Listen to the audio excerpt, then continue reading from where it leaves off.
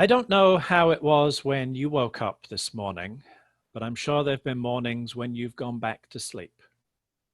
I'm not talking about falling asleep again because you were still tired or you didn't need to be up yet. Rather, through design, chance, or good fortune, there were no issues pressing on your mind or body. You were warm, comfortable, and drowsy, and it was easy to close your eyes and allow yourself to go back to sleep. One of my cats is in the habit of crawling under the bed covers in the mornings. Either she thinks I'm starting to wake up or she thinks I should wake up, and she paws at the covers until I'm conscious enough to lift them up just enough for her to crawl under. And she crawls all the way down until she's between my ankles, and then she lies on her side with her back against one of my legs and all of her paws touching my other leg. And then, I assume, because I can't see her, she falls asleep. And because it's so easy for me to close my eyes, I do too. Even if I weren't already comfortable and drowsy, a warm cat is a good soporific.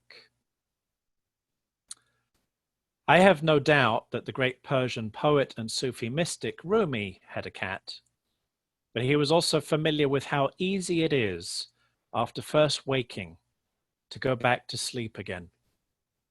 And yet, Rumi reminds us we need to be awake to know what God, the divine, the universe is telling us. The breeze at dawn has secrets to tell you. Don't go back to sleep. After all, if we're asleep, we might miss something important that's happening. People are going back and forth across the doorsill where the two worlds touch. The state between dreaming and reality, between past and possibility, between memory and hope, is full of activity which will end if we close our eyes again. The door is round and open. Don't go back to sleep. We're familiar with the act of waking up as a metaphor for realizing something important is going on or gaining knowledge, particularly if it's spiritual. Being woke, for instance, means to be aware of the injustice that's built into our society. Or consider the title of Buddha, which is often translated as the enlightened one, but literally means the awakened one. And the opposite of becoming awakened is remaining asleep, whether by intention or unawareness, ignoring or otherwise missing out on something important that's happening and that demands our attention. This is the metaphor that Dr. King used when he addressed the UUA's General Assembly in 1966. He was giving the Ware Lecture that year as part of a tradition going back to 1922, when each year the UUA invites a distinguished guest to address the gathered Unitarian Universalists. This year's Ware lecturer, for instance, was Naomi Klein, and I consider myself very fortunate at past GAs to have heard Ware lectures from Sister Simone Campbell, Karen Armstrong, Dr. Elaine Pagels, and Julian Bond. In 1966, of course, the civil rights movement was at its peak, following the passage of the Voting Rights Act the year before, and I imagine there was great excitement at General Assembly that the leading voice of the civil rights movement would be speaking. Dr. King's title was "Don't Sleep Through the Revolution," and he explained it to his audience of UUs as follows. I'm sure that each of you has read that arresting little story from the pen of Washington Irving entitled Rip Van Winkle. One thing that we usually remember about the story of Rip Van Winkle is that he slept 20 years. But there is another point in that story which is almost always completely overlooked. It is the sign on the inn of the little town on the Hudson from which Rip went up into the mountains for his long sleep. When he went up, the sign had a picture of King George III of England. When he came down, the sign had a picture of George Washington, the first president of the United States. When Rip Van Winkle looked up at the picture of George Washington, he was amazed. He was lost. He knew not who he was.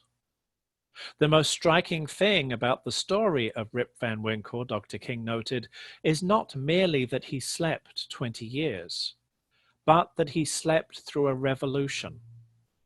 While he was peacefully snoring up in the mountains, a revolution was taking place in the world that would alter the face of human history. Yet Rip knew nothing about it. He was asleep. One of the great misfortunes of history is that all too many individuals and institutions find themselves in a great period of change and yet fail to achieve the new attitudes and outlooks that the new situation demands. There is nothing more tragic, Dr. King concluded, than to sleep through a revolution. The subject of his Ware lecture was the need for the church to remain awake during a social revolution. And as Dr. King noted, there was such a revolution taking place at that time in 1966, just as there is a social revolution taking place now in 2020. And so Dr. King asked, what do we do when we discover ourselves in the midst of a revolution? Specifically, he asked, what does the church do? As he put it, certainly the church has a great responsibility, because when the church is true to its nature, it stands as a moral guardian of the community and of society. It has always been the role of the church to broaden horizons, to challenge the status quo, and to question and break mores if necessary. Much of the Ware lecture was devoted to some of the things that the church must continually do, Dr. King argued, in order to remain awake through this revolution. First, we must recognize our global interdependence. Remarking on the ability of modern airplanes to carry us great distances in relatively short periods of time, Dr. King explained that through our scientific genius, we have made of this world a neighborhood. And now, through our moral and ethical commitment, we must make it a brotherhood. We must live together as brothers and sisters, or we will all perish together as fools. In our own time, we are more aware of that than ever, thanks to the internet giving us access to people and information all over the world, and the fact that we are in the grip of a global pandemic. Second, for the church to remain awake, it must repeatedly reaffirm the essential immorality of racism. In 1966, this manifested as segregation, which Dr. King declared, whether it's in the public schools, in housing, or in recreational facilities, or in the church itself, is morally wrong and sinful. Though segregation was officially ended in the 1960s, we all know that racism is still embedded in our society, such as in policing and the criminal justice system. So we can still apply Dr. King's words to declare that racism is not only sociologically untenable or politically unsound or merely economically unwise, it is morally wrong and sinful. Next, Dr. King explained, the church must challenge and actively refute white supremacy. Yes, in our own time, we still suffer from the white nationalists and others who claim that people of color are inherently inferior and that white people are inherently superior. But even in Dr. King's time, the arguments of white supremacy were becoming more subtle, becoming reframed in terms of crime and poverty, for instance, as coded references to race without actually needing to mention race. Last, but certainly not least, in Dr. King's list of things the church must do to remain awake is become socially active. As he explained it, it is not enough for the church to work in the ideological realm and to clear up misguided ideas. To remain awake through this social revolution, the church must engage in strong action programs to get rid of segregation and discrimination. In today's terms, he was talking about being actively anti-racist, intentionally dismantling systems of white supremacy, including advocating for legislation that moves us forward rather than holding us back. As Dr. King put it may be true that morality cannot be legislated, but behavior can be regulated. It may be true that the law cannot change the heart, but it can restrain the heartless. The law cannot make a man love me, but it can restrain him from lynching me. And I think that's pretty important. And in his Ware lecture, Dr. King spoke of the importance of the Voting Rights Act and the struggle that took place in Alabama to make it happen, and the deaths of Jimmy Lee Jackson, UU Minister James Reeb, and UU layperson Viola Liuzzo.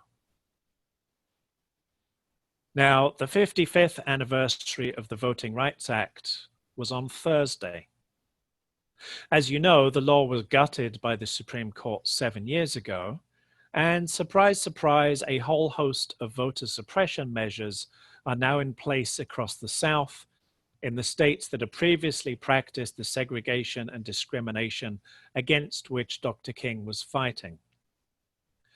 Amongst the many people who fought alongside him was the late John Lewis, and he devoted his life, including his years of service in Congress, to expanding the right to vote, declaring that voting is the most powerful non-violent tool we have in a democratic society. Given his lifelong commitment, Lewis presided over the House when it voted last year to restore the Voting Rights Act. And following his death, that effort has been reintroduced as the John Lewis Voting Rights Advancement Act. So far, it's been blocked in the Senate. In his last op-ed, published in the New York Times on the day of his funeral, Lewis remembered the call to action he'd experienced listening to Dr. King on the radio so many years before, and he passed it on to us. When you see something that is not right, you must say something. You must do something. Democracy is not a state. It is an act. And each generation must do its part to help build what we call the beloved community, a nation and world society at peace with itself.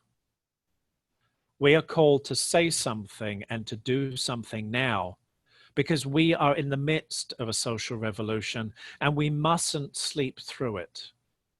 The coronavirus has highlighted the tremendous problems of our healthcare system and our economic system, but so did the storm we had last week.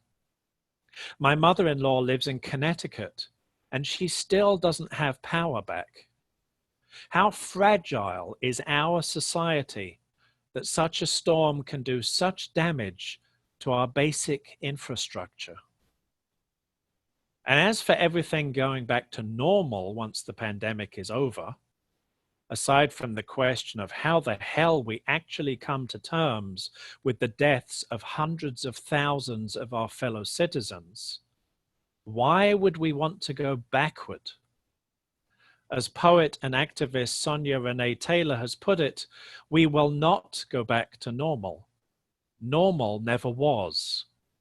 Our pre-coronavirus existence was not normal, other than we normalized greed, inequity, exhaustion, depletion, extraction, disconnection, confusion, rage, hoarding, hate, and lack. We should not long to return.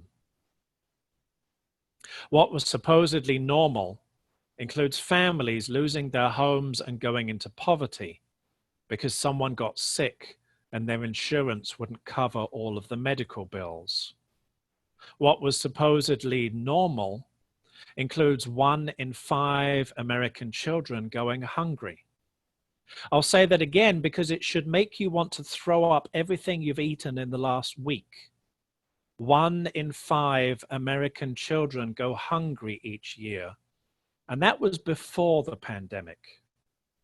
What was supposedly normal includes police officers choking black men like Eric Garner and George Floyd to death, police officers bursting into homes and killing black women like Breonna Taylor, and police officers pulling over a black family and making the children as young as 6 lie face down on the road.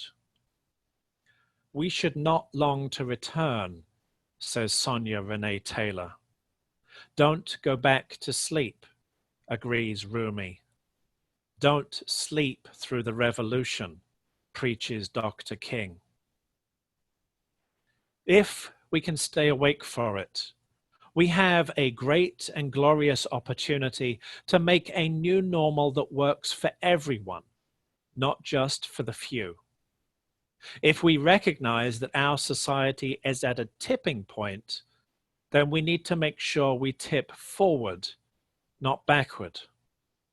As exhausting as the chaos and uncertainty are, as infuriating as it is that creeping authoritarianism has now placed the US Postal Service in the middle of the battle for the right to vote, as frightening as the possibilities are for what could go wrong, we must stay awake and fight for justice and love. As much as everything's an awful mess right now, this is actually a far better time to work on building the beloved community than when everyone's comfortable and drowsy in their ignorance and reality TV. Let me finish with one last point that Dr. King discussed in his Ware lecture, what he called the love ethic. In so many revolutions, the people who rise up against injustice and win can all too easily become the perpetrators of injustice in their new regime. All that has changed is that one tyranny has been substituted for another. As Dr. King put it, most revolutions in the past have been based on hope and hate, with the rising expectations of the revolutionaries implemented by hate for the perpetrators of the unjust system in the old order. What he preached instead, and what John Lewis practiced, was pairing hope with love rather than hate.